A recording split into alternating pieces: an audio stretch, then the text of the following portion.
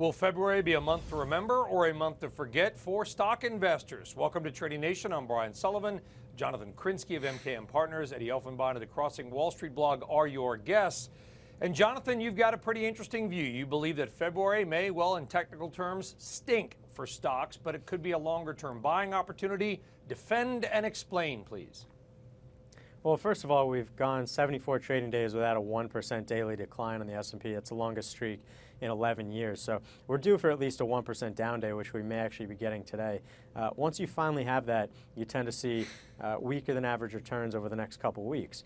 And as we sit here and are maybe having a 1% down day, we're entering the month of February. Now, historically, February is the weakest month of the seasonally strong period that is from November through April. But then if you take it a step further and look at post-election years, February is even weaker.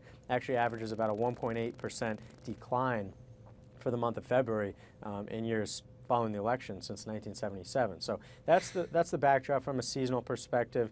Again, we don't think it's anything serious. We'd actually view it as a welcoming buy opportunity. But when you add that all up and you look at, again, we've come a long way. We have a lot of stocks that have had massive moves. So it's really just a consolidation through price, and that could be in the 3 to 5, even 6% range, and that would still put the S&P above right? its rising 200. It would be healthy.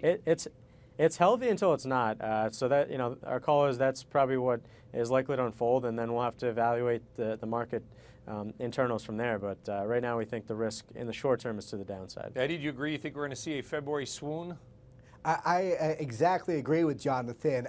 Same thing, just the incredibly placid market we've seen since October. Not, no 1% drops. I had a few other things. One is I think the analyst estimates for the rest of the year are very good, perhaps too high. I think that needs to come down a little. Also, we've just seen the weakness in the bond market over the last 6 months, and that usually is a leading indicator for the stock market for about 6 months. Again, I don't want to overstate this. It's a February-March story, and I would say 5 to 7%. But once that's out of the way, I think it looks very good for stocks. Okay. Eddy Elfenbein and Jonathan Krinsky, we are watching February closely. Guys, thank you very much for your views.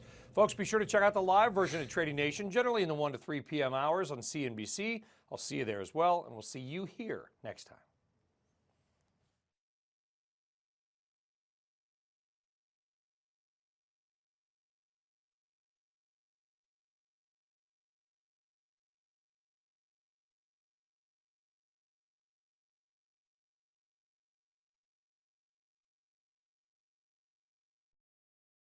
Hey there, thanks for checking out CNBC on YouTube. Be sure to subscribe to stay up to date on all of the day's biggest stories. You can also click on any of the videos around me to watch the latest from CNBC.